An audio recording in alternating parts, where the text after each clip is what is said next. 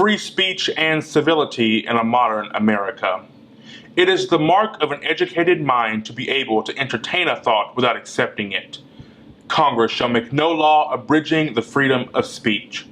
See, Aristotle, along with the founders of this country, understood a phenomenon that is being lost on today's America.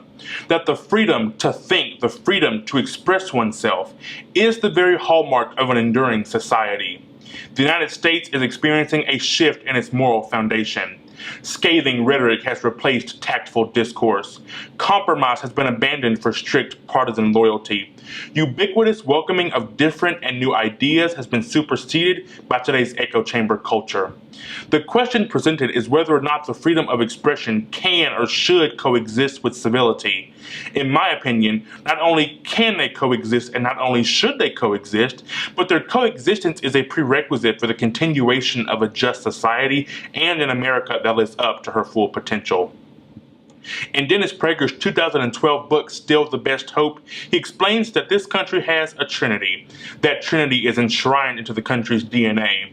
The concept is iterated on every American coin: liberty, in God we trust, and e pluribus unum. With just a superficial analysis of the first and third tenets in that trinity, it is clear that from the beginning, the free and civil expression of ideas was always held in high esteem. Liberty, stemming from the Latin root libere, meaning free, provides every person in this country, citizen or otherwise, the right to share his or her ideas, opinions, beliefs, and concerns without the fear of prosecution or violent retaliation. E pluribus unum, Latin for out of many, one, represents the American commitment to not be bound by the various backgrounds of her people, but to be joined by the common goal of securing the blessings of liberty to ourselves and our posterity. It was Abraham Lincoln who lamented in one of his annual messages to Congress that the United States is the last best hope of earth, and those words still ring true today. We are not beyond repair. There remains a place in this country for open discourse while simultaneously preserving decorum. Respect for free expression paired with collegiality must be instilled in the hearts and minds of America's youth. It is imperative that schools and educators across the nation cultivate a love for ideas in as many children as possible. Proactively involving students in the rules that govern them serves to mature their reverence for discussion, compromise, and understanding. Furthermore, there must be a revitalization of the information culture. Information is not that which can be found in a 280-character tweet, nor in a Facebook post that takes 30 seconds to read, but is that which is deep and sometimes more difficult to understand.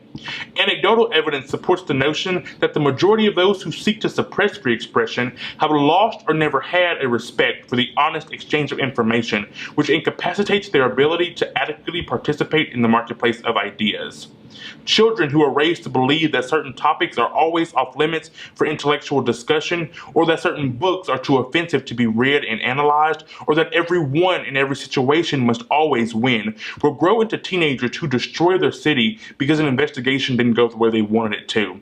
Those teenagers will grow into college students who are willing to burn down their campus because speakers with whom they vehemently disagree have been invited to speak. Those college students will then become adults who resort to the chastising of others to get a point across. America must return to the mentality of, I might not agree with what you're saying, but I'll always fight for your right to say it. Finally, civility is a learned behavior needing to be represented in order to be repeated. It is vital that those currently operating in the intellectual sphere demonstrate good standards of moral decency.